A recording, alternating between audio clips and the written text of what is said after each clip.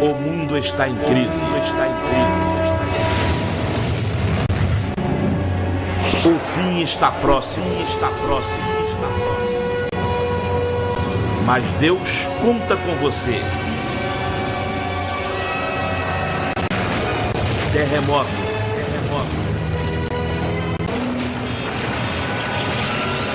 Guerra. Aflições.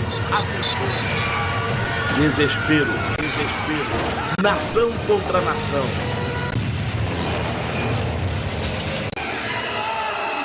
Jesus está voltando.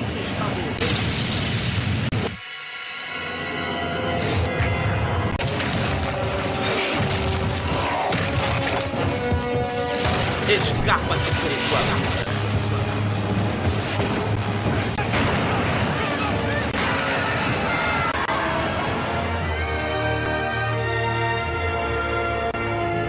E vi um novo céu e uma nova terra, porque já o primeiro céu e a primeira terra passaram, e o mar já não existe. E eu, João, vi a santa cidade, a nova Jerusalém, que de Deus descia do céu. E Deus limpará dos seus olhos toda lágrima, e não haverá mais morte.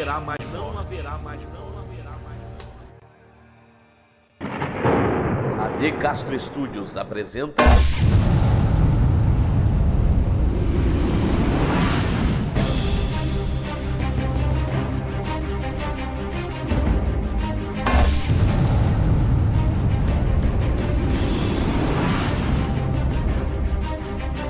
todas as outras áreas sofrem. A área material sofre, a área sentimental sofre, a área familiar, secular, enfim. Quando a sua vida espiritual está em dia com Deus, tudo vai bem na tua casa. O mundo pode estar caindo, o mundo pode estar em crise econômica, mas quando Deus resolve te prosperar, te prospera com crise, te prospera com tudo que é tipo de coisa ruim acontecer à tua volta. Quando Deus quer abençoar, um homem e uma mulher obediente, ele abençoa.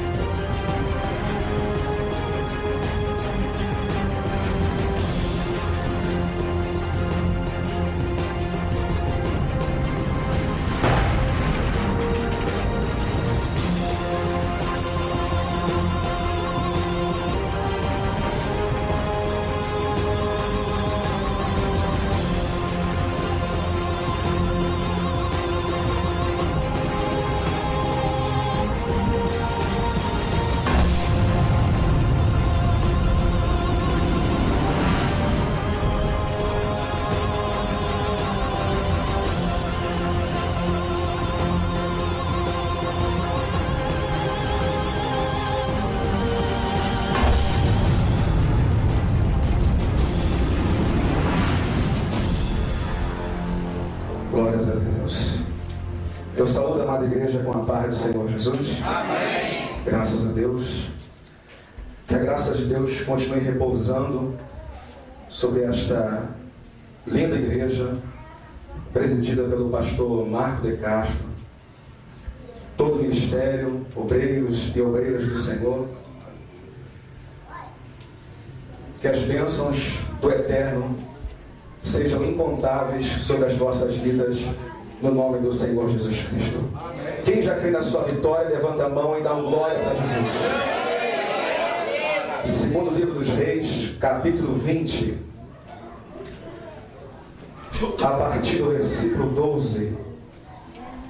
Do versículo 12 ao versículo 21, para a nossa meditação.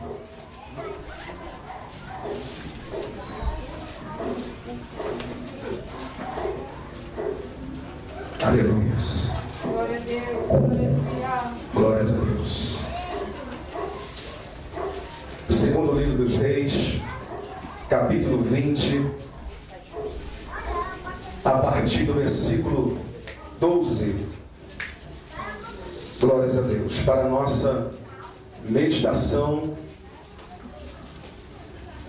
Aleluias. Na noite deste dia, Glória a Deus. Aleluia. iremos pregar subordinado ao tema guardando o coração da vaidade. É o tema dessa mensagem nessa noite. Guardando o coração da vaidade. Algumas verdades espirituais inseridas neste texto sagrado, e com a ajuda do Espírito Santo de Deus, iremos meditar por alguns minutos no nome do Senhor Jesus Cristo. Quem já achou o texto sagrado, dá glória a Deus. Leiamos. Naquele tempo, enviou Merodach-Baladã, filho de Baladã, rei de Babilônia, cartas e um presente a Ezequias, porque ouvira que Ezequias tinha estado doente. E Ezequias lhes deu ouvidos e lhes mostrou toda a casa de seu tesouro, a prata e o ouro, e as especiarias, e os melhores ungüentos, e a sua casa de armas, e tudo quanto se achou nos seus tesouros. Coisa nenhuma houve que lhes não mostrasse, nem em sua casa, nem em todo o seu domínio. Então o profeta Isaías veio ao rei Ezequias e lhe disse: que disseram aqueles homens, e de onde vieram a ti? E disse Ezequias: de um país muito remoto, vieram de Babilônia. E disse ele: que viram em tua casa? E disse Ezequias: tudo quanto há em minha casa viram, coisa nenhuma há nos meus tesouros que eu lhes não mostrasse. Então disse Isaías a Ezequias: ouve a palavra do Senhor. Eis que vem dias em que tudo quanto houver em tua casa, com quem tesouraram teus pais até o dia de hoje, será levado para a Babilônia. Não ficará coisa alguma, disse o Senhor. E ainda até de teus filhos que procederem de ti, e que tu gerares, tomarão para que sejam eunucos no paço do rei de Babilônia. Então disse Ezequias a Isaías: boa é a palavra do Senhor que disseste. Disse mais: e não haverá, pois, em meus dias paz e verdade? Ora, o mais dos atos de Ezequias e todo o seu poder, e como fez a piscina e o aqueduto, e como fez vir a água à cidade, porventura não estão escritos no livro das crônicas dos reis de Judá? E Ezequias dormiu com seus pais, e Manassés, seu filho, reinou em seu lugar. A igreja pode sentar dando glória a Deus no nome de Jesus. Que Deus nos abençoe durante essa ministração, juntamente com todos os irmãos e irmãs que estão nos assistindo por este DVD. Que sejam abençoados em o nome do Senhor Jesus Cristo. Meus amados irmãos, iremos falar em rápidas palavras sobre a vida deste homem, rei Ezequias, filho de Acais. Quando o seu pai, Acais, vem a falecer, sendo este rei em Judá, sucede ao trono Ezequias, com a idade de 29 anos. Ele começa a reinar em Judá. 25 anos, ele começa a reinar em Judá. Ezequias assume um reinado falido, espiritualmente falando, pois seu pai Acais não queria ter compromisso com Deus, fazia o que era mal aos olhos do Senhor. Quando você ouve esta frase, e fazia o que era mal aos olhos do Senhor, é porque a pessoa não prestava, é porque a pessoa não queria nada com Deus, não queria observar a lei do Senhor, não queria fazer a vontade de Deus. E Acais era um homem que não queria obedecer à lei de Deus, não queria ouvir a palavra do Senhor, não queria fazer a vontade de Deus, e fazia o povo pecar, fazia com que o povo de Deus andasse em caminhos tortuosos. Mas com o seu falecimento, assume o reinado de Judá seu filho Ezequias. Sendo que Ezequias, a Bíblia nos mostra que é um homem temente a Deus. É um homem com seu coração voltado para a lei do Senhor. É um homem que tem o objetivo de cumprir a palavra de Deus à risca. É importante eu frisar nesse momento esta frase: cumprir a palavra de Deus à risca. Sabe por quê, meus irmãos? Nos últimos dias existem homens e mulheres que querem colocar ponto, querem colocar vírgula na mensagem de Deus, não querem obedecer a palavra de Deus na íntegra. Para você ser bem sucedido, você não pode esquecer do princípio básico, amados, de uma vida cristã saudável, que é obediência. Obedeça a palavra de Deus na íntegra. Não queira colocar palavras, não queira colocar ponto, não queira colocar vírgula. Como a mensagem descer, obedece. Como a palavra do Senhor vier sobre a tua vida, cumpre a risca, porque você será vitorioso no nome do Senhor Jesus Cristo. Cumpre a risca. Não queira seguir o seu coração. Não queira andar segundo os seus propósitos, segundo os seus desígnios, porque senão você vai bater com a cara na parede. E muitos estão batendo com a sua cara na parede, por quê? Não querem obedecer a palavra do Senhor, não querem obedecer a lei de Deus. Irmãos, qualquer bênção que Deus tem reservado para a minha vida e para a sua vida, ela está atrelada à nossa obediência. A bênção do Senhor, ela é condicional. Se atentares, se obedecerdes, se ouvirdes, está lá no livro de Deuteronômio, no capítulo 28, quando o Senhor Deus coloca a bênção e a maldição diante de Israel, é condicional, ou seja, se eu obedeço, eu tenho vitória. Se eu desobedeço, a maldição está sobre a minha vida. E é por isso que muitas pessoas estão frustradas, irmãos. É por isso que muitos não estão contando vitória. Vê o fulano contar vitória, mas ele mesmo não conta. Aí você vai puxar o histórico de vida da pessoa. É crente que ora, é crente que obedece, é crente que jejua, é crente que dedica a palavra, é crente que obedece a lei de Deus.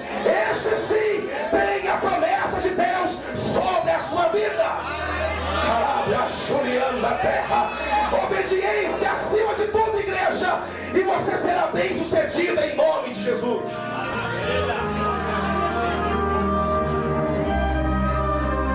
Meus irmãos, a Bíblia diz que o rei Ezequias é um rei piedoso, um rei que tinha carisma.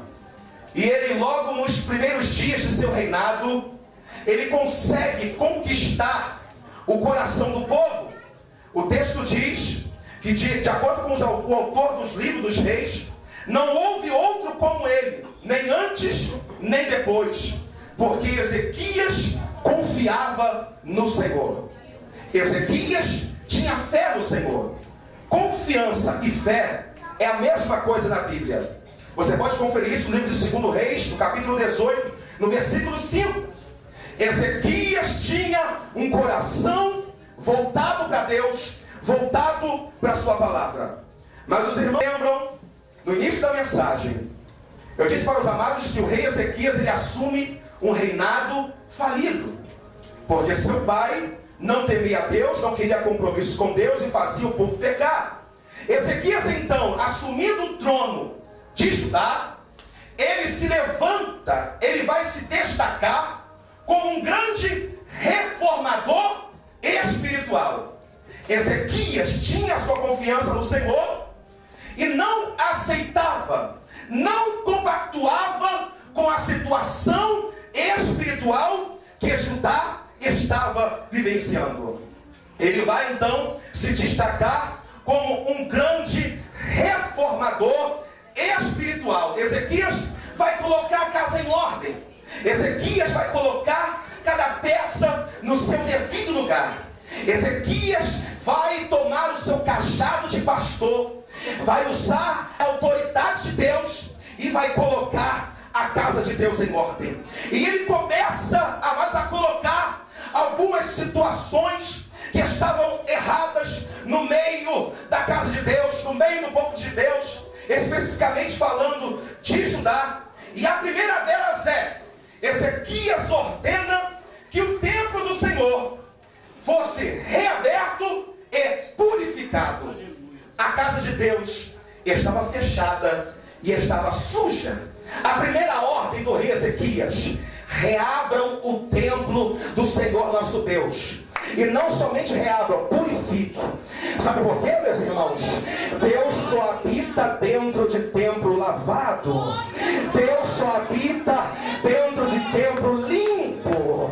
Deus não habita, mas em qualquer tipo de templo, não. É preciso primeiro estar aberto. O coração precisa estar aberto. E muito mais importante, precisa estar purificado. Precisa estar santificado. A glória de Deus, ela não desce na vida de qualquer um. A unção de Deus não é para qualquer um. É só para quem se santifica. É só para quem se separa. É só para quem, amados, procede corretamente na presença de Deus. Não é para qualquer um. É preciso estar com o coração. Você é o templo do Senhor nesses últimos dias. Você é o templo de Deus. Deus quer habitar dentro de você. Deus quer habitar dentro do homem, quer habitar dentro da mulher. É isso que está tipificando espiritualmente falando. A primeira ordem: reabra o templo e purifique, santifique. Porque Israel estava longe do Senhor, Judá estava longe da presença de Deus. Mas Ezequias vai promover restauração espiritual. Segundo ponto, ele manda que a idolatria fosse removida, retirada da área do santuário. Havia ídolos dentro do templo. Havia situações, amados, que estavam incubadas dentro do templo. Ezequias falou: tira tudo aquilo de lá, remove tudo aquilo de lá, porque é templo do Senhor. E templo do Senhor só tem um lugar, é para a presença do eterno Deus. Deus não divide o seu vaso com ninguém. Do mesmo vaso não pode sair duas águas. Não pode sair água limpa e ao mesmo tempo água suja. Ou sai água limpa ou sai água suja.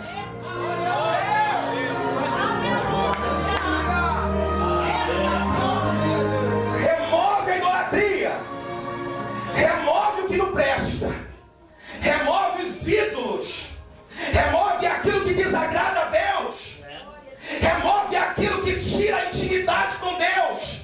Remove aquilo que tira tuas forças. Você não consegue botar teu joelho no chão para orar. Você bota 10 minutos, já dá preguiça, já quer levantar. Remove isso, remove da tua vida o que está atrapalhando de você ter intimidade com o Pai. Você foi chamado para ter intimidade com o Pai. Você tem que ter intimidade com Deus. E para ter intimidade com Deus, a nossa vida precisa estar santificada, precisa estar purificada. A Bíblia diz: examine-se, pois, o homem a si mesmo. Temos que nos examinar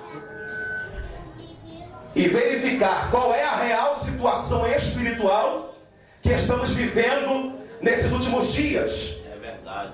Deus te chamou para fazer a diferença. Maravilha, meu. Mas não tem como fazer a diferença sem a presença do eterno Deus. Não tem como fazer a diferença sem a unção, sem a graça de Deus sobre as nossas vidas.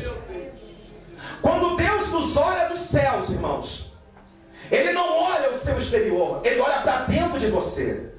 Ele sabe o que você fala no seu íntimo. Ele sabe o lugar que você pisa. Ele sabe por onde você anda. Ele sabe que amizades você tem cultivado nessa terra. Ele esquadrinha o nosso coração, esquadrinha os nossos pensamentos, esquadrinha a nossa alma. Examine-se. Examinemos a nossa vida. Nós, eu, você. Olha para dentro de você e veja como é que está o seu altar. Na presença de Deus. Como é que está? Antes de Elias colocar o seu joelho no chão para clamar a Deus, ele repara o altar. Mas o altar não era dele. O altar era do povo. Ele repara o altar do povo, pois o povo estava fora da direção de Deus. Elias, então, na autoridade de Deus, disse: olha, vem cá, povo, eu vou ensinar para vocês como é que se faz o altar para Deus. E depois desse altar feito, vocês vão ver a glória de Deus sendo manifesta neste lugar. E quando Elias repara o altar, Deus responde com o fogo dos céus. A glória de Deus é manifesta, porque Deus é assim, meus amados. Ele manifesta a sua glória quando o altar do homem e da mulher está em dia com o Pai.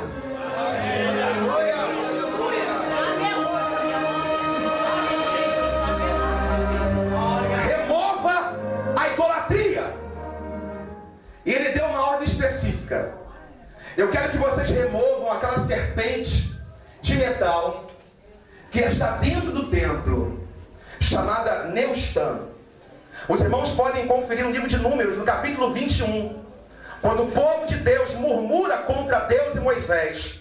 Deus permite que serpentes do deserto entrasse pelo meio do povo. Aquelas serpentes então começam a picar o povo então clama por misericórdia. O Senhor Deus dá uma ordem a Moisés: olha, Moisés, faz aí uma serpente de metal, coloca sobre uma haste, finca sobre uma haste todo aquele que for mordido e olhar para esta serpente ficará livre do veneno daquela serpente.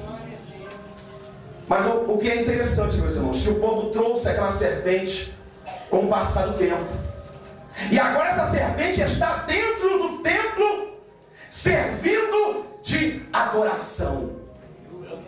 Coisas do passado que precisa ser retirado da vida do vaso.